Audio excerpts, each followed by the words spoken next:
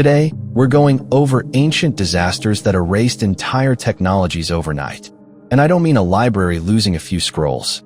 I mean single nights, single days, single bad decisions, after which humanity woke up dumber than it went to bed. Skills that took centuries to develop, gone before sunrise. Some of them stayed gone for 1,000 years. Some of them are still gone. Let's start with the big ones. Number 1, the night the Bronze Age died. It's around 1177 BC, and the Eastern Mediterranean is the most connected civilization network the world has ever seen. Egypt, the Hittites, Mycenaean Greece, Ugarit. They trade tin and copper across thousands of miles. They write letters to each other. They have palaces with running water and archives full of clay tablets. Then, within a single generation, almost all of it burns. Cities from Greece to Syria are destroyed one after another, some in a single night of fire. Historians still argue about the cause. Drought, famine, earthquakes, and the mysterious sea peoples, raiders who appear in Egyptian records, wreck everything and vanish from history without telling anyone who they were. But here's the part that matters. When the palaces burned, the scribes died with them. And in Greece, writing itself disappeared completely. The Mycenaean script, Linear B, was used for palace records, and when the palaces were gone, there was nobody left who could read or write it. For the next 400 years, the Greeks were illiterate. An entire civilization forgot how to write. For centuries later, when they finally borrowed a new alphabet from the Phoenicians, they had no idea their ancestors had ever written anything at all. The stories of that lost world survived only as campfire poetry, and you know those poems. The Iliad and the Odyssey are the garbled memory of a world that burned before Homer's great-great-grandparents were born. Number 2, the day a river ran black. It's February 1258, and Baghdad is the intellectual capital of planet Earth. The House of Wisdom holds centuries of accumulated science. Translations of Greek philosophers, breakthroughs in algebra. The word itself is Arabic, astronomy, medicine, optics, engineering. Scholars from 3 continents work there. If you wanted to know what humanity knew, this was the building. Then the Mongols arrive. The Caliph refuses to surrender, and Hulagu Khan, grandson of Genghis, takes the city in 12 days. What happens next is one of the worst weeks in the history of knowledge. The House of Wisdom is destroyed, and its books are thrown into the Tigris. Witnesses wrote that the river ran black with ink for days, and that a horse could cross it on the bodies of books. Estimates of the dead run into the hundreds of thousands. The irrigation canals that had made Mesopotamia the richest farmland on Earth for 5,000 years were smashed, and some of that land has never fully recovered. To this day, we don't even know exactly what was lost, because the catalog burned with the library. Think about that. The loss was so complete that we lost the list of what we lost. Number 3, the secret that died with an empire. You may already know about Greek fire, the Byzantine superweapon. Liquid flame, sprayed from bronze tubes, that burned on the surface of the sea and could not be put out with water. For centuries, it made Constantinople untouchable. But here's what people miss. Greek fire wasn't just a recipe. It was an entire industrial system. The formula, the pressurized siphons, the trained crews, the special ships.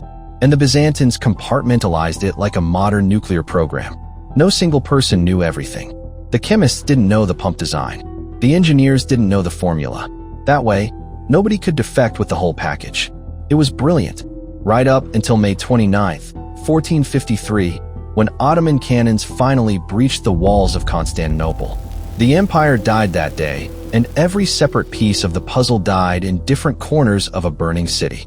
The perfect security system became the perfect self-destruct mechanism. Modern chemists have tried for centuries to reconstruct the formula, and nobody has managed to match all the historical descriptions. A weapon that dominated the Mediterranean for 800 years was deleted in one afternoon by its own safety protocols. Number 4, the morning Minoan civilization stopped. Around 1600 BC, on the island of Thera, modern Santorini, lived an outpost of the Minoans, the most advanced society in Europe.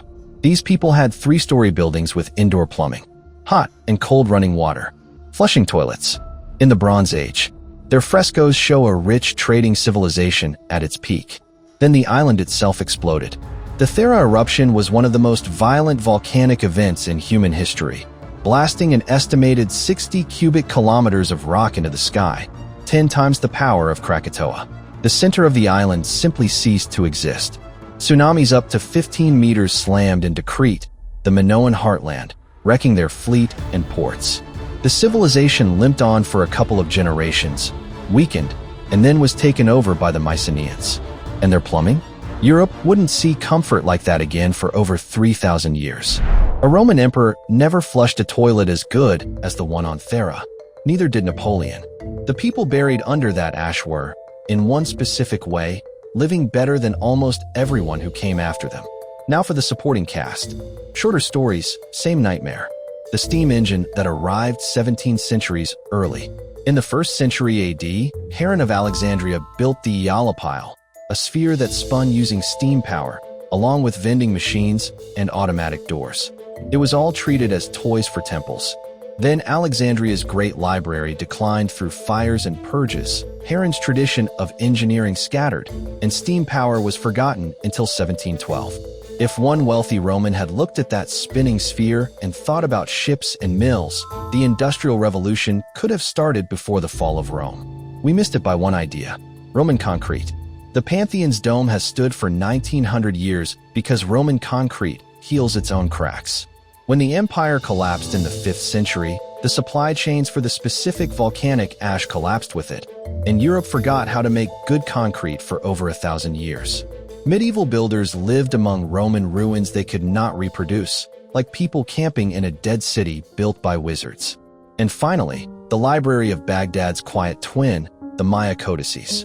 When Spanish missionaries arrived in the Yucatan in the 1500s, the Maya had thousands of books. Bark paper codices recording astronomy, mathematics, history, medicine. In 1562, Bishop Diego de Landa gathered the books and burned them in a single ceremony. Today, exactly 4 Maya codices survive on the entire planet. 4. An entire civilization's written knowledge reduced to 4 books, in one bonfire that took an afternoon. So there you have it. Civilizations don't lose knowledge slowly, like sand through fingers. They lose it in single catastrophic nights.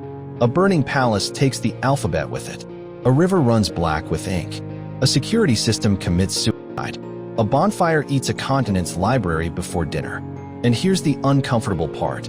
Every one of those civilizations assumed their knowledge was safe, right up until the morning it wasn't. We assume the same thing. Our entire civilization now runs on data centers and cloud servers, formats that go obsolete in decades, storage that degrades in centuries. The clay tablets of Ugarit survive their fire. Ironically, the flames bake them harder. Your hard drive will not be so lucky. Makes you wonder which of our technologies is one bad night away from becoming the next Greek fire. I don't know, but somewhere in the future, there might be an archaeologist holding a corroded server rack, wondering what the hell we knew.